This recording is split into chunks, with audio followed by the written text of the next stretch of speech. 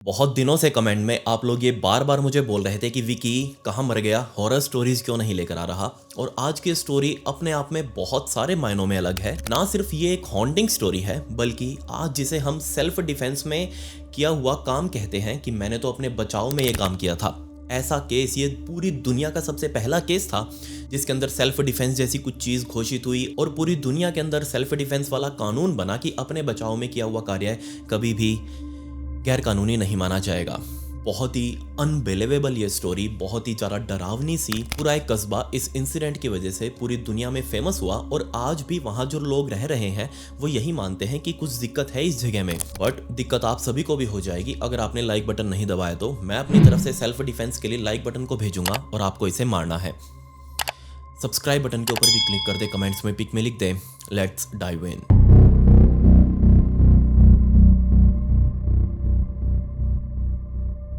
इस unbelievable incident को समझने के लिए हमें इंग्लैंड के हैमरस्मिथ में जाना पड़ेगा और दिन था 3 जनवरी 1804 का। 200 सालों से भी ज़्यादा का टाइम बीत चुका है इस इंसिडेंट को। सो ये बहुत पुरानी घटना है, इसमें इमेजेस लगभग ना के बराबर होगी, लेकिन ये एक्चुअल ट्रू स्टोरी है। सो हैमरस्मिथ इंग्लैंड में 3 जनवरी 1804 की रात को 22 साल का थॉमस मिलवुड नाम का ये लड़का एक बड़े सारे पब के अंदर अपने गिलास को लेकर टेबल के ऊपर बैठा हुआ था और बहुत ज़्यादा फ्रस्ट्रेट हो चुका था। थॉमस इस हैमरस्मिथ में रहते हुए एक बहुत ही जाना माना मिस्त्री बन चुका था। मिस्त्री वही जो चिनाई वगैरह करते हैं दीवारों की या फिर घरों की। बहुत ही जाना माना मिस्त्री बन चुका था और हर रोज वो अपनी दिहाड़ी कंप्लीट करने के बाद, अपना सारा तामझाम निपटाने के बाद अपने दोस्तों के साथ इसी पब के अंदर आकर दारू वगैरह पीते, पार्टी करते, हंसी मजाक करते, सारे दिन की थकान को दूर करते। और आज 3 जनवरी की रात भी थॉमस अकेला नहीं था, उसके दोस्त सभी सामने बैठे हुए थे, कुछ अपनी सीट से खड़े होकर डांस वगैरह कर रहे थे जो वहां म्यूजिक चल रहा था। लेकिन थॉमस बहुत ज़्यादा फ्रस्ट्रेट हो चुका था। बहुत सारी चीज़ें थी जो उसको परेशान कर रही थी, जिसमें सबसे पहली और सबसे बड़ी चीज़ वो सीन जो कि पूरे गांव के अंदर चल रहा था, इनके कस्बे में चल रहा था। ये चीज़ थॉमस को बहुत लंबे टाइम से परेशान करती हुई आ रही थी, उसके दिमाग में घूम रही थी। उसने अपना गिलास दोबारा से पकड़ा और टेबल के ऊपर देकर मारा। अब जैसे ये आवाज़, ठक की आवाज़ पूरे पब के अंदर गूंजी तो उसके दोस्तों का ध्यान भी थॉमस की तरफ गया। थॉमस को वो ऐसे आंखें फाड़ कर देखने लगे और भी जितने लोग इस पब के अंदर आए हुए थे सभी लोग अब थॉमस को देख रहे थे। थॉमस समझ चुका था अब उसकी ओवर हो चुकी है, ज़्यादा उसने दारू पी ली। थॉमस ने भी अपना चेहरा इधर उधर घुमाकर देखा कि सभी लोग उसी की तरफ नोटिस कर रहे हैं, सभी लोग उसी को घूर रहे हैं, क्योंकि उसने अभी अभी ये कोई अच्छा काम तो किया नहीं, एक गिलास अपना टेबल के ऊपर मारना। बट शर्माते हुए वो अपनी सीट से खड़ा हुआ, सीट के पीछे वाले हिस्से पर जहाँ बैक लगती है उसने अपना कोट वहां टांगा हुआ था, उस कोट को पकड़कर अपने हाथ पर डालकर इस क्लब से बाहर जाने के लिए निकल चुका था। उसने पब के दरवाजे के हैंडल को जैसे ही पकड़ा, पीछे से उसके दोस्तों ने आवाज लगाई कि हे थॉमस, तुम जाते रहे हो और हमें पता है तुम बहुत ज़्यादा फ्रस्ट्रेट भी हो, लेकिन प्लीज़ बाहर केयरफुल रहना, ध्यान से चलना, क्योंकि बाहर तुम्हारे साथ कुछ भी हो सकता है। थॉमस ने पीछे घूमकर अपने दोस्तों की तरफ देखा और कहा कि ठीक है, मुझे सब पता है, मुझे कोई हिदायतों की जरूरत नहीं है तुम्हारी, मैं अपने आप अपने घर चला जाऊंगा। थॉमस का प्लान था कि वो यहाँ पब से निकलकर अपने माता पिता के घर पर जाएगा, जो कि इस पब से ज़्यादा दूर नहीं था, पास ही में था, और वहाँ जाकर थोड़ी देर हाथ वगैरह सीखेगा, क्योंकि ठंड बहुत उस टाइम पर हो रखी थी, बर्फ़ आसपास गिरी हुई थी। सो उसका प्लान था कि वो वहाँ जाकर हाथ वगैरह सीख कर थोड़े अपने आप को गर्मी चढ़ाकर देर रात को अपने माता पिता के घर से निकलेगा ताकि वो अपनी पत्नी से जाकर मिल सके। थॉमस की पत्नी की अभी हाल ही में नौकरी लगी थी और अब क्योंकि उसकी नाइट ड्यूटीज चल रही थी, इसलिए मजबूरन थॉमस को रात के टाइम पर अपनी पत्नी के पास जाना पड़ता, उसके ऑफिस के पास, और वहाँ से वो दोनों पैदल चलकर वापस अपने घर जाते, इस माता पिता वाले घर पर नहीं। यहाँ थॉमस वैसे ही रुका था माता पिता वाले घर पर, इसका घर दूसरा था जहां ये अपनी पत्नी के साथ रहा करता था। खैर, इस पब से बाहर निकलते ही थॉमस को ठंड का एहसास हो चुका था। उसने अपना कोट वापस डाला और अपने घर के लिए निकल चुका था माता पिता वाले। बट रास्ते में चलते चलते उसने नोटिस किया कि आसपास कोई भी दिखाई नहीं दे रहा, कोई भी व्यक्ति अपने घरों से बाहर निकलने की कोशिश नहीं कर रहे, और इसका एक रीजन था। वैसे तो ये हैमरस्मिथ शहर, ये कस्बा लंदन के बिल्कुल पास में था और लोग यहाँ दूर दूर से छुट्टियाँ वगैरह मनाने आया करते थे। रात को भी इस पूरे शहर में अच्छी भीड़ भाड़ रहा करती थी, बाजार खुले रहा करते थे। लेकिन अभी पिछले कुछ टाइम से कुछ अटैक्स यहाँ लोगों पर हो रहे थे, अनजाने अटैक्स, जिनके बारे में किसी को कुछ आइडिया नहीं कि वो कौन कर रहा है, और कुछ ऐसी बिजार चीजें लोगों ने देखी थी जिस वजह से पूरे कस्बे के लोगों में डर बैठ चुका था और इसीलिए लोग रात को बाहर नहीं निकल रहे थे। कोई भी बाहर निकलता तो या तो वो अपने साथ लेकर कुछ हथियार वगैरह निकलता या फिर किसी व्यक्ति के साथ निकलता। अकेले घर से बाहर निकलने में हिम्मत किसी की भी नहीं थी। बट दूसरी साइड थॉमस, जो कि इन सब चीजों में बिलीव ही नहीं करता, लोगों ने अफवाह उड़ा रखी थी कि यहाँ बहुत सारे भूत इस हैमरस्मिथ शहर के अंदर रह रहे हैं, वो किसी के ऊपर भी अटैक कर देते हैं, किसी की भी जान ले लेते हैं। और ये सब बातें थॉमस ने भी सुनी थी लोगों के मुंह से, लेकिन थॉमस इन चीज़ों के अंदर बिलीव ही नहीं करता। उसके माइंड में थी कि ऐसी कुछ भी चीज़ होती नहीं, ये सब जो भी है ये बकवास है, ऐसा कुछ नहीं हो सकता। और इन्हीं चीज़ों से वो फ्रस्ट्रेट हो चुका था। और जब वो अपने पब से बाहर निकला था, उसके खुद के दोस्त भी ये मानते थे कि जितने भी अटैक्स पूरे हैमरस्मिथ में हो रहे हैं, ये वो घोस्ट ही कर रहा है, ये वो भूत ही कर रहा है। और इसी वजह से जब थॉमस पब से बाहर निकलने वाला था, उसके दोस्तों ने उसको वार्निंग दी थी कि बाहर आराम से जाना, केयरफुल होके घर जाना। और थॉमस क्योंकि अब इन चीज़ों में बिलीव नहीं करता, इसलिए उसने कहा था कि ठीक है, मैं अपना ध्यान अपने आप रख लूंगा। थॉमस अपना मुंह नीचे करके कोट के अंदर दोनों हाथ डालकर हाथों को गर्म करते हुए आगे की तरफ चलते जा रहा था। और तभी दो लोग सामने से जो आ रहे थे, थॉमस ने उनको नहीं देखा और सीधा जाकर इन दोनों लोगों से टकराया।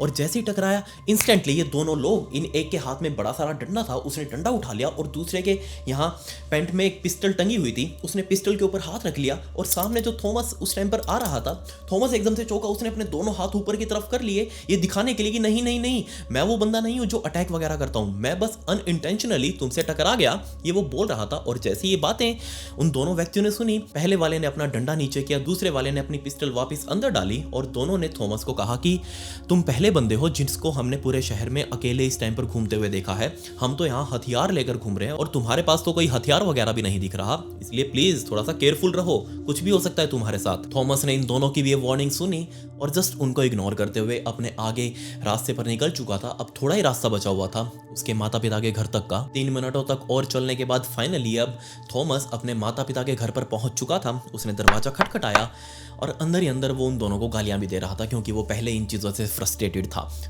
जैसे उसने दरवाजा खटखटाया, अंदर से उसकी बहन भागती हुई दरवाजे पर आई और उसने पूछा कि हाँ जी कौन। वैसे तो नॉर्मली लोग अनलॉक्ड रखते थे पूरे हैमरस्मिथ शहर के लोग अपने घरों का दरवाजा, बट अब जैसे इंसिडेंट्स हो रहे थे तो सभी बहुत ज़्यादा चौकन्ना हो चुके थे, सभी लॉक लगा कर रखते और किसी अनजान के लिए दरवाजा नहीं खोलते। अब जैसे ही दरवाजा खटखटाया, अंदर से उसकी बहन भाग कर आई, उसने पूछा कि कौन। थॉमस ने कहा कि मैं हूँ यार, दरवाजा खोल दो। बट उसकी बहन को आवाज़ पहचान में नहीं आई कि नहीं, मुझे नहीं लग रहा तुम कौन हो, थोड़ी पीछे जाओ, मुझे देखने दो। उस जो छोटा सा लगा होता है ना दरवाजे में, उसे देखने दो। थॉमस थोड़ा सा पीछे हटा, उसकी बहन ने देखा कि हाँ थॉमस ये, उसने दरवाजा खोला। फाइनली थॉमस अंदर आ चुका था, दरवाजा उसने बंद किया। अंदर घुसते ही थॉमस की बहन ने सबसे पहले उससे पूछा कि तुम अकेले हो, अकेले क्यों आए हो, तुम्हारे दोस्त तुमको छोड़ने क्यों नहीं आए, और अगर तुम अकेले आए हो तो क्या तुमको वो हैमरस्मिथ का घोस्ट दिखा, बीच में कहीं तुमसे वो मिला तो नहीं। अब थॉमस उससे भी बहुत ज़्यादा फ्रस्ट्रेट कि यार मैं यहाँ आना ही नहीं चाहता था, लेकिन अगर वहाँ भी जाता अपने वाले घर पर तो जो मेरी वाइफ की माँ है यानी कि उसकी मदर इन लॉ, वो भी उससे यही सवाल करती। वो दोनों जगह से बीच में से फंसा हुआ था। पूरे शहर के अंदर सिर्फ यही बातें थी, नो मैटर आप किसी से बात करके देख लो, किसी भी टाइम पर हमेशा यही टॉपिक पर बात चलती रहती, क्योंकि थॉमस को छोड़कर पूरे शहर को लग रहा था कि ये जो अटैक्स हो रहे हैं वो एक भूत कर रहा है। सिर्फ थॉमस ये बात मानने को तैयार नहीं था। ये सब कुछ शुरू हुआ था लगभग 3 महीनों पहले, जब शहर के एकमात्र कब्रिस्तान में रात के टाइम पर कुछ लोगों ने एक औरत को, जिसने ऊपर से लेकर व्हाइट कलर की ड्रेस पहनी हुई थी नीचे तक, वो उस कब्रिस्तान में रात के टाइम पर भटकती हुई दिखाई दी थी और वो एक्चुअल में वहां पर थी। बट जैसे ये अफवाह पूरे शहर के अंदर फैली कि रात को कब्रिस्तान में कोई औरत देखी गई है और कई सारे लोगों ने देखी थी, तो इस बात को कोई झुठला भी नहीं सकता। लेकिन फाइनली जब लोगों ने इसकी तहकीकात करी तो तकरीबन 1 हफ्ते बाद इस शहर का एकमात्र मीट शॉप वाला, उसका लड़का, वो अपने दोस्तों को डराने के लिए उस गेटअप में उस कब्रिस्तान के अंदर रात के टाइम पर घूम रहा था, क्योंकि उसके सभी दोस्त उस रात पार्टी करने के लिए इसी कब्रिस्तान के बराबर में ही बैठे थे। उस मीट शॉप वाले के लड़के ने सोचा कि क्यों ना मैं अपने दोस्तों के साथ प्रैंक करूं। जैसे ये बात सामने आई कि ये लड़का था जो उस रात ऊपर से लेकर नीचे तक व्हाइट कलर का वो ड्रेस डालकर घूम रहा था, सो डरने वाली बात नहीं है। अब थॉमस के अकॉर्डिंग ये सारी अफवाहें उसी टाइम पर स्टॉप हो जानी चाहिए थी, वहीं तक सीमित रहनी चाहिए थी। बट इसके तकरीबन 10 दिनों बाद इस कब्रिस्तान का एकमात्र केयर टेकर, जो रात को भी यहीं पर रुका करता, उसने सुबह सुबह पूरे शहर वालों को इकट्ठा कर लिया इस कब्रिस्तान में, क्योंकि वो बहुत ज्यादा डरा हुआ था। उसने बताया कि रात को जब वो यहाँ पर अपनी ड्यूटी कर रहा था, तब उसने ऐसी एक व्हाइट कलर की फिगर को देखा जो कि धरती से ही ऊपर की तरफ प्रकट हुई थी और वापस वो कुछ सेकंड्स बाद धरती के अंदर गायब हो गई। अब जैसे ये वाली बात सुनी लोगों ने, इसको भी उन्होंने अफवाह मान लिया एक टाइम पर कि नहीं, ऐसा नहीं हो सकता, ये प्रैंक ही कर रहा होगा कोई ना कोई तुम्हारे साथ। और इससे डरने की बिल्कुल भी जरूरत नहीं है। लोग उस टाइम पर इस चीज को अफवाह मान चुके थे। बट इसके तकरीबन 3 दिनों बाद यहीं का एक बूढ़ा आदमी जो कि रात के टाइम पर कब्रिस्तान को क्रॉस करते हुए अपने घर पर जा रहा था, तभी उसने महसूस किया कि किसी ने उसके गले को पीछे से ऐसे पकड़ लिया है। और जैसे ही उसने बूढ़े आदमी ने जोर लगाना शुरू किया अपने आप को छुड़वाने के लिए, उसको लग रहा था कि कोई उसकी जान लेना चाह रहा है। उस बूढ़े आदमी ने अपना पूरा जोर लगाया ताकि उसको छोड़ सके, उसकी पकड़ ढीली हो सके। और फाइनली उस पकड़ को तुड़वा कर वो जैसे ही बूढ़ा आदमी आगे की तरफ भागा, उसने पीछे घूम कर देखा और ये एक व्हाइट कलर की ही चमकदार कोई चीज थी जिसके ऊपर सींग भी लगे हुए थे। और उस चीज ने, इस क्रिएचर ने इस बूढ़े आदमी को पकड़ा था। बट बूढ़ा आदमी अपनी जान बचाकर सीधा आगे अपने घर की तरफ भागा। और इसके तकरीबन 2 दिनों बाद एक लोकल घोड़ा गाड़ी वाला, तांगे वाला, रात के टाइम पर तकरीबन 16 सवारी अपनी 4 घोड़ों वाली बग्गी के अंदर लाद कर यहाँ से जा रहा था। और तभी इस कब्रिस्तान को क्रॉस करते हुए पीछे जो सवारियां बैठी हुई थी, उन्होंने कहा कि एक काम करते हैं, पर थोड़ा देखते हैं, क्योंकि आजकल ये कब्रिस्तान बहुत ज्यादा चर्चा में है। 16 की 16 सवारियां इस तांगे से नीचे उतर चुकी थी। आसपास लोग देख रहे थे इस कब्रिस्तान को बाहर से ही। और तांगे वाला खुद नीचे उतर कर अपने घोड़ों को संभाल रहा था। और तभी उसने नोटिस किया कि एक व्हाइट कलर की चमकदार चीज जिसके ऐसे ऊपर सींग मौजूद हैं, वो भागती हुई ऐसे एकदम से आकर इस तांगे वाले के सामने रुकी। तांगे वाला बहुत ज़्यादा डर चुका था। उसने अपने घोड़े गाड़ी को वहीं छोड़ा, सभी पैसेंजर्स को वहीं छोड़ा और वहां से अकेला ही भाग खड़ा हुआ। दिसंबर 1803 तक आते आते तो इतने सारे और भी इंसिडेंट्स हो चुके थे जिसमें लोग यही बता रहे थे कि रात के टाइम पर वो इस शहर के अंदर इस जगह पर थे और ऐसी कोई क्रिएचर सा आया, उसने उसके ऊपर अटैक किया, मारने की कोशिश करी। लोग तो अपने जख्म तक दिखा रहे थे। बहुत सारा डर अब लगभग इस शहर के हर व्यक्ति के मन में डर बैठ चुका था कि कुछ चीज है जो इस हैमरस्मिथ शहर के अंदर घूम रही है रात के टाइम पर और वो लोगों के ऊपर अटैक करती है। लोगों ने अब रात को बाहर निकलना बंद कर दिया, अकेले कहीं आना जाना बंद कर दिया। बट दूसरी साइड थॉमस, जिनको इन चीजों के अंदर कुछ भी विश्वास नहीं, वो मानता था कि ऐसा कुछ भी नहीं होता। इसलिए जितना हो सके जो भी लोग उसके आसपास रहते, अपनी वाइफ, अपनी मदर इन लॉ, अपनी बहन, अपनी माँ, इन सबको उसने बताना शुरू कर दिया कि नहीं यार ऐसा कुछ नहीं होता, छोड़ो यार, इन चीज़ों का डर अपने मन में से निकाल दो, ये सिर्फ और सिर्फ मन घड़ंत है। इन चीज़ों के अंदर पढ़कर हम अपना डर बैठा लेंगे मन में और कहीं बाहर आ जा नहीं सकेंगे। लोग तो पागल हैं, लोगों ने अपने मन के अंदर एक ही बस ये डर बैठा रखा है, ऐसा कुछ भी नहीं होता। अब ये बात थॉमस ने अपने आसपास वाले लोगों को बतानी शुरू ही करी थी कि तभी 22 दिसंबर 1803 का दिन आ चुका था और इस दिन लोगों का जो डर था, असल डर, वो सच होने वाला था। लोगों ने थॉमस को भी अब गलत बताना शुरू कर दिया इस इंसिडेंट के बाद, क्योंकि यहाँ एक बहुत बड़ा कांड हो चुका था। 22 दिसंबर 1803 की रात के तकरीबन 10 बजे के आसपास इसी हैमरस्मिथ शहर के अंदर रहने वाली एक महिला जो कि तकरीबन 8 महीनों की प्रेग्नेंट थी, रात को 10 बजे उसका घूमने का मन हुआ, सो वो अपने घर से बाहर निकली। और क्योंकि उसका घर इसी कब्रिस्तान के पास ही था, सो उसने एक चक्कर लगाने का सोचा। जैसे वो चक्कर लगाने के लिए अकेले घर से बाहर निकली, तभी उसने फील किया कि उसको पीछे से किसी ने पकड़ लिया है। अब उस महिला के अंदर इतनी पावर नहीं थी कि वो अपने आप को फ्री करवा सके इस चीज़ से, बट उसने फिर भी लड़ना जरूरी समझा। उसने एक हाथ से अपना पेट पकड़ा और दूसरे हाथ से उस जो चीज़ जिसने उसको पकड़ा हुआ था उसको हटाने की कोशिश करने लगी। अब जैसे ही उसने उस चीज़ का हाथ पकड़ा जो कि उसको पीछे से पकड़े हुए था, उस पीछे वाले क्रिएचर ने इस प्रेग्नेंट वुमेन को अपने हाथों से पकड़कर घुमा दिया। अब ये दोनों, वो क्रिएचर और ये प्रेग्नेंट वुमेन, आमने सामने थे एक दूसरे के और वो लिटरली उसको देख सकती थी। उस क्रिएचर ने अपने दोनों हाथ बढ़ाए, इस महिला को ऊपर से पकड़ा, इसके गर्दन को पकड़ा और काफी देर तक दबाए रखा। महिला बेहोश हो चुकी थी और वहीं गिर गई। और जब उसकी आंख खुली तो वो अपने घर में थी, उसके घर वाले आसपास बैठे हुए थे। आसपास अपने घर वालों को देख उस महिला ने सब कुछ बताना शुरू कर दिया कि उसके साथ क्या क्या कुछ हुआ। बट ये सब कुछ बताने के कुछ ही देर बाद उस महिला ने अपने ही घर में अपने ही बिस्तर के ऊपर दम तोड़ दिया। उसका बच्चा भी अंदर ही मर चुका था।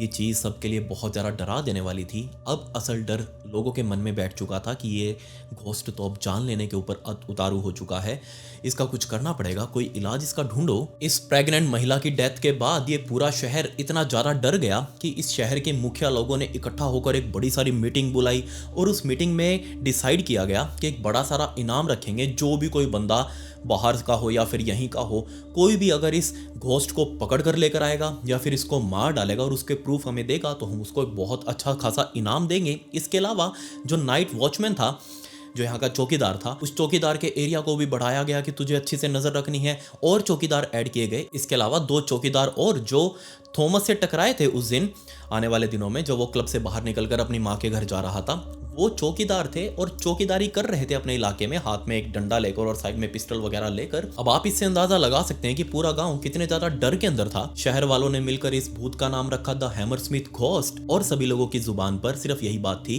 कि किसी तरीके से ये भूत मारा जाए। लेकिन इन सब बातों को सुन सुनकर इतने लंबे टाइम से थॉमस पक चुका था कि नहीं यार, कितने बेवकूफ हो सकते हैं लोग, भूत वूत जैसी कोई चीज नहीं होती है, लोग कैसे विश्वास कर रहे हैं। और यही वो फ्रस्ट्रेशन का रीजन था जिस वजह से थॉमस ने उस टेबल के ऊपर अपना गिलास फेंक के मारा और वहां से उठकर क्लब से बाहर निकलकर अपने घर की तरफ जा चुका था। थॉमस ने पर्सनली जाकर उस मीट वाली दुकान के लड़के से बात भी करी कि जो तूने प्रैंक किया था कहीं वो तू दोबारा तो नहीं कर रहा। उसने पर्सनली लोगों को इकट्ठा कर लिया कि थॉमस मुझे परेशान कर रहा है, वो मेरे ऊपर इल्जाम लगा रहा है कि मैं ये भूत बनकर घूम रहा हूँ। उस लड़के ने अपनी सफाई के सारे सबूत दे दिए कि नहीं, मैंने सिर्फ पहली बार किया था वो कांड, उसके बाद मैंने सब कुछ छोड़ दिया। मुझे समझ आ चुका था कि ऐसा काम दोबारा नहीं करना। अब जो भी कोई ये कर रहा है इसकी जिम्मेवारी मेरी नहीं है। थॉमस इस पॉइंट पर आकर इस बात के लिए कन्विंस हो चुका था कि क्योंकि अब भूत वूत कुछ नहीं होते, तो इसलिए हो सकता है किसी ने इस मीट वाले दुकान के लड़के का आइडिया कॉपी कर लिया हो और इल्जाम ताकि इस लड़के के ऊपर आए, वो इन सब के पीछे कांड कर रहा हो। खैर, ये सब बातें माइंड में लेकर आज 4 जनवरी 1804 की रात को तकरीबन 10:30 बजे के आसपास थॉमस अपने माता पिता वाले घर में आग के आगे बैठकर आराम से हाथ सेक रहा था और माइंड में उसके अभी भी ये चल रहा था कि उसको दोबारा से अब बाहर निकलकर वही अकेले रास्ते पर चलते हुए अपनी पत्नी के ऑफिस में जाना पड़ेगा, वहाँ से उसको उठाकर घर तक लेकर जाना पड़ेगा, पैदल पैदल जाना है, और घर जाते दोबारा से उस मेरी पत्नी की माँ सवाल करेगी कि आज तुम्हें वो भूत मिला है नहीं मिला। वो काफ़ी फ्रस्ट्रेट हो चुका था। सो उसने सोचा कि क्यों ना मैं आज यहीं पर बैठा रहता हूँ, मैं कहीं नहीं जाऊँगा, मैं बाबूजी बनकर यहीं बैठ जाता हूँ और मेरी पत्नी अपने आप अपने ऑफिस से घर चली जाए। कितना ईजी हो जाएगा ना उसके लिए। बट उसने ये आइडिया जाकर अपनी बहन को बताया कि यार देखो, मैं तो आज कहीं नहीं जा रहा, मैं यहीं पर बैठा हूँ, मेरी पत्नी जो है वो अपने आप अपने ऑफिस से घर चली जाएगी। ये बात सुनते ही उसकी बहन उसके ऊपर चढ़ गई कि तू कैसा पति है यार, तेरी बीवी रात के टाइम पर 11:30 बजे के आसपास उसकी छुट्टी होगी, वो अपने ऑफिस से निकलकर इतनी रात में अपने घर अकेले कैसे जाएगी, और वो भी तब जब ये पूरा शहर खाली होगा और इस टाइम पर सबसे ज्यादा क्रिटिकल सिचुएशन चल रही है, लोगों के मन में डर है, लोग हर किसी को भूत मान रहे हैं, और क्या पता एक्चुअल में उस टाइम पर तेरी पत्नी के साथ कुछ हो जाए तो इसका जिम्मेवार तू होएगा फिर। इसलिए अभी तुरंत खड़े हो, अपनी पत्नी के ऑफिस पर जाओ, उसका वेट करो और जब वो बाहर आएगी उसको लेकर घर जाना। थॉमस ने कहा कि ठीक है, मैं चला जाऊंगा, अभी कोई दिक्कत नहीं है, लेकिन अभी उसका टाइम तो होने दो। थोड़ी देर बाद थॉमस की बहन ने देखा कि थॉमस वापस उठकर अपना कोट वगैरह पहन रहा है बाहर जाने के लिए, और जाते जाते उसने दोबारा से अपनी बहन की तरफ घूमकर देखा और कहा कि ये सब कुछ जो हो रहा है ये उसी भूत के वजह से हो रहा है जिसका वहम लोग पाल कर बैठे हुए हैं। अगर ये भूत कभी मेरे सामने आ गया ना तो मैं उसका भूत बना दूंगा, मार मार कर उसको जिंदा नहीं छोड़ने वाला, और पूरे शहर को ये दिखा दूंगा कि भूत वूत जैसी चीज कुछ नहीं होती, ये कोई आदमी था जो ये सब कुछ कर रहा था ताकि लोगों को मेरी बातों के ऊपर विश्वास हो। ये बात सुनकर उसकी बहन ने थोड़ी सी स्माइल करी और कहा कि ठीक है, अब जाओ, अपनी पत्नी को लेकर जाओ। अगेन उसकी बहन उसको मेन डोर तक छोड़ने के लिए गई क्योंकि उसको अंदर से दरवाजा बंद करना था। अपने भाई को बाहर भेजकर अंदर से दरवाजा बंद करके उसकी बहन साइड में मौजूद खिड़की के ऊपर खड़ी होकर देख रही थी कि उसका भाई सामने रोड के ऊपर अकेला पैदल चलता हुआ जा रहा है। अभी थॉमस कुछ ही कदम चला था कि तभी उसको रोड के साइड में एक बड़ी सारी झाड़ियों का वो ग्रुप सा पड़ा हुआ था, एक बड़ा सारा बुश था, और उस बुश के पीछे कुछ हलचल सी दिखाई दी। ऐसा लग रहा था जैसे कोई चीज है जो इन झाड़ियों के पीछे झुककर हिलडुल रही है और उसी की वजह से झाड़ियां भी हिल रही हैं।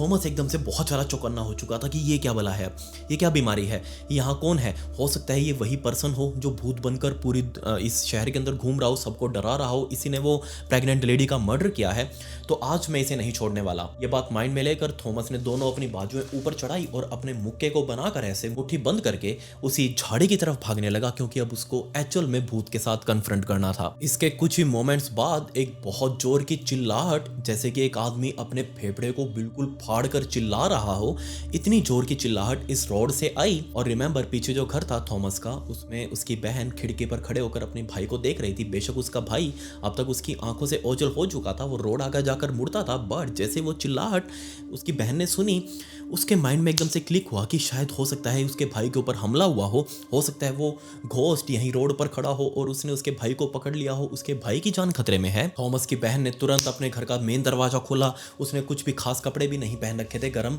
वो इसी हालत में अपने घर से बाहर निकली, भागते हुए इसी रोड पर आगे की तरफ गई और आगे जाकर अपने भाई को ढूंढना शुरू किया। इसके कुछ ही मिनटों बाद उस क्लब में जहां वो लोग अभी भी बैठे हुए थे, जहां थोड़ी देर पहले थॉमस अपना गिलास पटक कर आया था अपने दोस्तों के सामने, उसी क्लब में से काफी सारे लोग, काफी सारे आदमी इस क्लब से बाहर निकले और इस पूरे शहर का एकमात्र टैक्स कलेक्टर फ्रांसिस स्मिथ नाम का वो बंदा, वो इन लोगों को बाहर निकाल कर लेकर आया था और उसी ने कहा था कि चलो चलो मेरे साथ चलो, मुझे तुम्हें कुछ दिखाना है। आदमियों का ये पूरा ग्रुप चलते चलते उसी रोड पर पहुंचा जहां पर अभी अभी थॉमस गया था और वो गुम हो चुका था इसी रोड पर कहीं पे।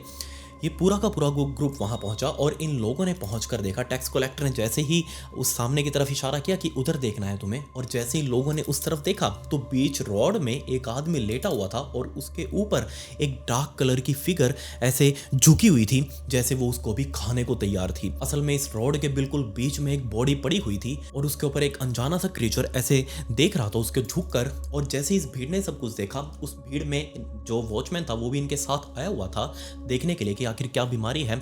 और जैसे उस वॉचमैन ने देखा कि एक अनजान चीज, एक अनजान क्रिएचर उस बॉडी के ऊपर ऐसे झुका हुआ है, उसने सारी भीड़ को चीरते हुए वो आगे की तरफ भागा और जो क्रिएचर उस बॉडी के ऊपर झुका हुआ था, उस वॉचमैन ने उस क्रिएचर को आगे की तरफ धक्का दिया। वो क्रिएचर साइड जाकर गिर चुका था जबकि बॉडी बीच में लेटी हुई थी। तभी जो पीछे लोग खड़े थे सभी भाग कर आए देखने के लिए कि क्या पता ये जो नीचे बंदा पड़ा हुआ है इसकी जान हम अभी भी बचा सकें, क्या पता इसकी डेथ ना हुई हो। बट जब लोगों ने चेक किया उस आदमी को नीचे पड़े हुए, वो लोग समझ चुके थे कि नहीं ये आदमी मर चुका है। लेकिन इंस्टेंटली इन सभी लोगों के माइंड में बात क्लिक हुई कि हमने इस हैमरस्मिथ घोस्ट का दूसरा विक्टिम ढूंढ लिया है जिसकी मौत हुई है, और ना सिर्फ विक्टिम ढूंढा है बल्कि हमने अभी अभी इस हैमरस्मिथ घोस्ट को भी ढूंढ लिया है जो कि साइड में पड़ा हुआ है। बट ये सभी लोग अब गलत होने वाले थे। असल में थोड़ी देर पहले जब थॉमस अपने घर से बाहर निकला था और उसकी बहन उसको पीछे से देख रही थी और आगे जाकर जैसे वो रोड मुड़ा, थॉमस अपनी बहन की आंखों से ओझल हो चुका था। बट इस रोड पर मुड़ते ही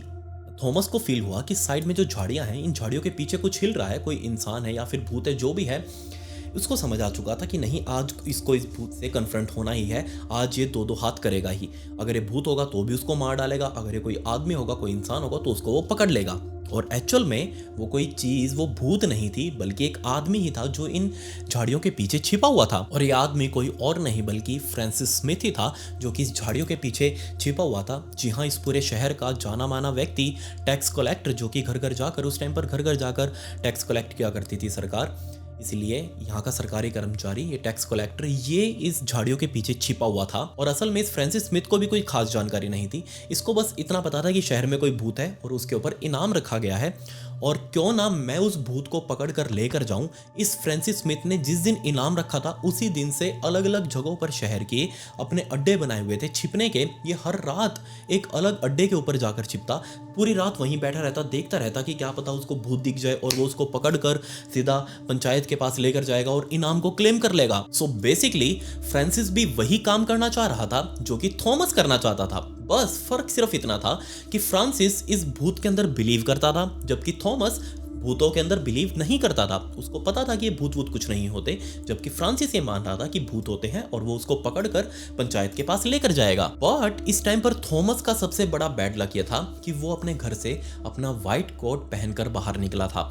अब क्योंकि पूरे शहर के अंदर ये अफवाह फैली हुई थी कि वो भूत व्हाइट रंग के कपड़े पहनकर घूमता है, तो जैसे ही थॉमस इस रोड पर अकेला चलता हुआ आगे की तरफ गया अपनी पत्नी के ऑफिस जाने के लिए, उसको रोड क्रॉस करना था। बट दूर से ही फ्रांसिस ने थॉमस को आते हुए देख लिया था जिसके हाथ अपने कोट के अंदर थे और ये धीरे धीरे चलता हुआ इस रोड पर आ रहा था। ना सिर्फ अब फ्रांसिस ने थॉमस को देखा था और थॉमस को देखकर फ्रांसिस उन झाड़ियों के पीछे जाकर छुपने की एक्टिंग करने लगा ताकि जैसे ही ये भूत आगे की तरफ जाएगा ये पीछे से इस भूत को पकड़ लेगा। बल्कि इस टाइम पर थॉमस ने भी फ्रांसिस को देख लिया था उन झाड़ियों के पीछे जाकर छुपते हुए, इसी वजह से वो झाड़ियां हिल रही थी। सो इस पॉइंट पर आकर दोनों अब एक दूसरे को भूत समझ रहे थे और पहला अटैक थॉमस ने किया। थॉमस पहले अपना मुक्का बांधकर भागने लगा फ्रांसिस की तरफ और फ्रांसिस भी आगे की तरफ निकल कर आया। अब जैसे ही फ्रांसिस को मुक्का उसके सिर के ऊपर लगा, अब फ्रांसिस यहां सिर्फ मुक्केबाज नहीं था, यहाँ उसके पास सिर्फ मुक्का नहीं था बल्कि वो अपने साथ भूतों को पकड़ने के लिए एक राइफल भी लेकर आया था। सो जैसे ही ये भूत, उसकी नजरों में तो ये भूत ही था, ये भूत भागते हुए उसकी तरफ आया, तुरंत फ्रांसिस ने अपने कंधे से राइफल उतारी और जैसे उसके सिर के ऊपर वो मुक्का लगा, इतने में ही फ्रांसिस ने अपनी राइफल से शॉट फायर कर दिया और वो शॉट सीधा जाकर बेचारे थॉमस के सिर में लगा, जिसमें उसकी मौके पर ही मौत हो गई। बट थॉमस को गोली लगते ही जैसे ही थॉमस नीचे गिरा, इस फ्रांसिस को बिलीव ही नहीं हो रहा था कि ये कोई घोस्ट है या फिर ये कोई इंसान है जिसकी उसने जान ली, क्योंकि अंधेरा बहुत ज़्यादा था। उस टाइम पर लाइट वाइट कुछ थी नहीं खास, लेकिन इस टाइम पर फ्रांसिस को पता था कि उसको यहाँ से भागना चाहिए, क्योंकि ये अगर भूत हुआ तो ये उसकी जान ले लेगा उठ के, ये तो मरेगा भी नहीं राइफल से। लेकिन उसको पता था कि आसपास सिर्फ एक ही जगह है जहाँ पर इस टाइम पर भी लोग बैठे होंगे, या फिर उसको वहाँ पर लोगों की मदद मिल सकती है, ताकि वो उनको बुलाकर लेकर आए और इस भूत को दिखाए कि उसने मार डाला है। वो तुरंत भागकर सीधा उसी क्लब में गया और वहाँ जितने भी लोग बैठे हुए थे, थॉमस के दोस्त भी उस टाइम पर वहीं बैठे थे, उन सभी को उठाया और कहा कि चलो चलो चलो, जल्दी से चलो मेरे साथ, मैंने उस भूत को मार डाला है, जल्दी आकर चेक करो मेरे साथ। अब ये जैसे ही फ्रांसिस इन सभी लोगों को उठाकर लेकर आया, इतने में ही थॉमस की बहन, जिसको वो चिल्लाहट सुनाई दी थी, ये चिल्लाहट किसी और की नहीं बल्कि थॉमस की ही थी। जब उसके सिर में वो गोली लगी, वो जोर से चिल्लाया था। वो चिल्लाहट सुनकर थॉमस की बहन भागती हुई थॉमस के पास आई, और जैसे उसने देखा कि बीच रास्ते में एक डेड बॉडी पड़ी है, अब ये डेड बॉडी ऑब्वियसली उसके भाई की थी, वो देखती उसको पहचान गई और उसको पकड़कर बीच रोड में ही उसको बीच रोड में उसके सिर को गोदी में लेकर बैठकर रोने लगी। जोर जोर से वो चिल्ला रही थी। और कुछ ही मिनटों में वो भीड़ फ्रांसिस के साथ आई। फ्रांसिस ने कहा कि देखो, मैंने वहाँ उस जगह पर उस भूत को मारा है। अब जैसे लोगों ने देखा कि बीच में एक लाश पड़ी है और उसके ऊपर एक और अनजानी सी चीज़ है, क्योंकि वहाँ अंधेरा था, सिर्फ नीचे वो व्हाइट कलर का कोट दिख रहा था जो कि थॉमस ने पहना हुआ था। उसके ऊपर एक अनजानी छाया सी दिख रही थी जो कि उसके ऊपर झुकी हुई थी, और ये छाया, ये परछाई, ये क्रीचर नहीं था, ये थी थॉमस की सगी बहन। दूर से वॉचमैन ने थॉमस की बहन को वो क्रीचर समझा। उसने भीड़ को चीरते हुए आगे की तरफ भागा वो, और जाकर उस क्रीचर को यानी कि थॉमस की बहन को धक्का दिया। बट लकीली मोमेंट्स रहते यहाँ पर थॉमस की बहन का भी मर्डर हो सकता था, उसको भी गोली लग सकती थी अगर वो अपनी पहचान ना बताती। तो उसने सब कुछ अपना नाम बता दिया कि मैं हूँ, ये मेरा भाई है थॉमस। इसकी जान ले ली किसी ने, और सभी लोग बहुत ज़्यादा हैरान थे कि ये क्या कांड हो गया। 11 जनवरी 1804 के दिन, यानी कि सिर्फ एक हफ्ते के अंदर इस केस के अंदर फैसला भी आ गया। जल्दी ही फ्रांसिस को पुलिस वाले उठाकर लेकर गए थे, क्योंकि उसने अभी अभी थॉमस का मर्डर किया था। और 11 जनवरी 1804 के दिन ही कोर्ट ने इस केस में फैसला भी सुना दिया, जिसमें फ्रांसिस को इस केस में गिल्टी पाया गया और उसको इसकी सज़ा के रूप में सेंटेंस्ड टू डेथ, यानी कि उसको भी मौत की सजा सुनाई। बट जैसे ही उस टाइम के इंग्लैंड के राजा को पता चला कि ऐसा ऐसा कुछ हैमरस्मिथ के अंदर हुआ है, तो उसको फील हुआ कि नहीं, ये एक मिसअंडरस्टैंडिंग थी, ये कुछ गलती हुई थी यहाँ पर, इसी वजह से ये हुआ है, वरना फ्रांसिस नहीं मारता अगर उसको पता होता कि ये थॉमस है। उसको लगा ये भूत है और थॉमस को लग रहा था कि ये फ्रांसिस भूत है। मिसअंडरस्टैंडिंग थी यहाँ पर, और इसीलिए इस फ्रांसिस की सजा को कम करके 1 साल का कर दिया उसने। सिर्फ मौत की सजा भी हटा दी, जेल की सजा भी सिर्फ 1 साल की। थॉमस के मर्डर के बाद पूरा शहर एक बार फिर से दहल चुका था, और तब एक आदमी सामने आया जिसने आकर सबको बताया कि वही ये सब कुछ काम कर रहा था, वही है असल में हैमरस्मिथ घोस्ट। जी हाँ, इस शहर का एकमात्र जूता बनाने वाला।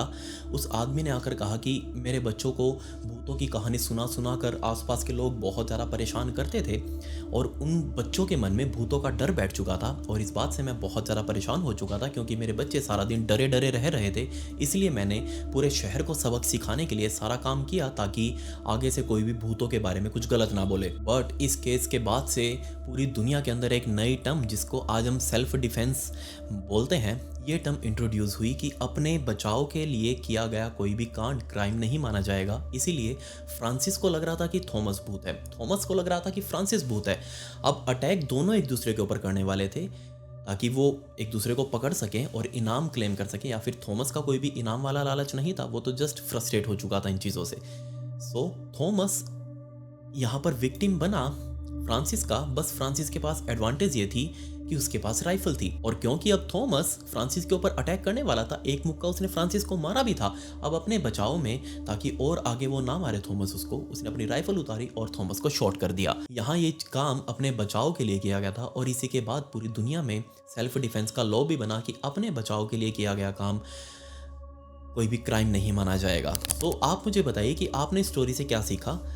कमाल की स्टोरी थी, बहुत ही मोस्ट डिबेटेड स्टोरीज में से एक है। आज भी लोग इसके बारे में बात करते हैं कि 200 सालों से ऊपर हो चुके हैं, आज भी हैमरस्मिथ का घोस्ट वहाँ लोग मानते हैं कि आज भी वहाँ पर वो बसता है और आज भी वहाँ लोगों को दिखाई देता है, बट वो छोटे मोटे इंसिडेंट के अलावा और कुछ भी कांड सामने नहीं आया। बट आप मुझे बताइए कि हाँ और कुछ क्या हो सकता है, और अगर आपने भी ऐसा ही कोई घोस्ट देखा हो तो उसके बारे में भी नीचे जरूर जिक्र करें, या फिर अगर आपने ऐसा कुछ कांड किया हो कि कभी किसी को भूत बनकर डराया हो तो उसके बारे में भी जरूर नीचे मुझे बताएं। खैर, ये मेरी इंस्टाग्राम आईडी, इसका लिंक आपको डिस्क्रिप्शन में भी मिल जाएगा। अगर आप चाहते हैं कि मैं कोई आपके लिए स्टोरीज कवर करूं, आप मुझे सजेस्ट करिएगा, वहां आकर मुझसे पर्सनली बात करिएगा। मुझे बात करना बहुत पसंद है आपसे। तो ये मेरी इंस्टाग्राम आईडी है, इसका लिंक आपको डिस्क्रिप्शन में मिल जाएगा, वहां आकर आप मुझे फॉलो कर लीजिए। खैर, पिछली वीडियो का शाउट आउट नयन थापा को and comment pick me to get a shout out in next video. मिलते हैं अगली वीडियो में। ये वीडियो देखने के लिए धन्यवाद।